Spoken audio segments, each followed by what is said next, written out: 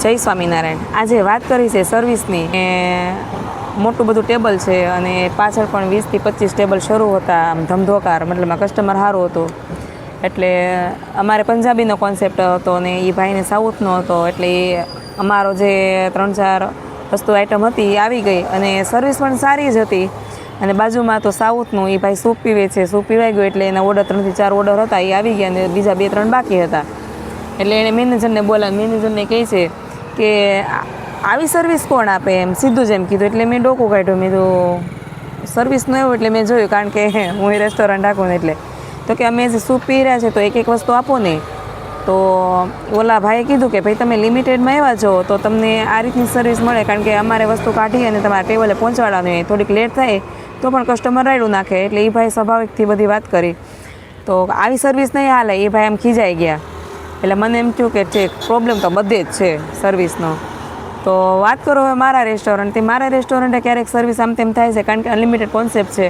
3 કારીગર હોય અને 15 તવા શરૂ ચાલતા હોય ધમધોકાર, અને તોય પેપરમાં ઘટ આવે છે, એ હું સ્વીકારું છું।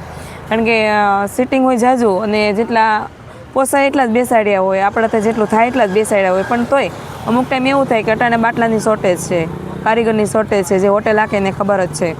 અને ચાલુ ગરાગે જો કોલસો પતી જાય તો કોલસો નાખ્યો હોય તો એને આવતા 10 થી 15 મિનિટ લાગે છે। એ અમારો બધો પ્રોબ્લેમ છે, એ કસ્ટમરનો પ્રોબ્લેમ નથી, કારણ કે એ લોકો તો જમવા જ આવે છે, બરાબર। એટલે ક્યારેક એટલે સર્વિસને આમ તેમ થાય છે। બાકી સર્વિસ તો નકર અમે આપી જ છે, એમને ખબર જ છે, ને કેવું ખવડાવી છે એમને પણ ખબર છે। અને ઘણા કસ્ટમર પૂછે તમે જમીન જાઓ છો, તો મારે એને કેવું છે, હા મેં અહીંયા જમીન જ જઈશ, કારણ કે 12 વાગે મેં રેસ્ટોરન્ટ બંધ કરીને જાય ને કે રોટલી બનાવવાની કાંઈ ટાઈમ નથી રહેતો, થાકી જાય છે, એટલે રેસ્ટોરન્ટને જમીન જાય છે। અને ઘણા એમ કે તમારું મંચુરિયન આવું કેમ કલરમાં, તો મારે એને કેવું છે, જો તમારે લાલ ખાવું હોય તો કલરવાળું ખાઓ, અને નેચરલી ખાવું હોય તો કથ્થઈ ઉપર આવે છે બ્રાઉન કલરનું ખાઓ। એ ખાસ હું કહીશ। અને ઘણા કસ્ટમર એમ કહે છે કે હજી મારે આ પોઈન્ટ કહેવો નથી, પણ તોય હું કહીશ, મેં એક વિડીયો આગળનો છે જે હાફ લેવાની વાત છે બાળકોની, તો કસ્ટમર એમ કહે છે કે સર્વિસ સારી નથી મળતી, તો તમે ક્યાં બાળકોના પૈસા આપવા તમે રાજી થાવ છો? જ્યારે એમ કહે છે કે આ બાળકના પૈસા લાગે છે તો એમ કહે છે બાજુવાળા નથી લેતા તો તમે શું કામ લેશો? તો બાજુવાળાને પોસાતું હોય એટલે બાજુવાળો ન લે, મને ન પોસાય એટલે મારે લેવા પડે। 10 વર્ષનું બાળક હોય, 15નું હોય કે મોટું બધું હોય તો તમારે પૈસા તો આપવા જ પડે। 5 વર્ષનું બાળક હોય તો તમારે પૈસા આપવા જ પડે।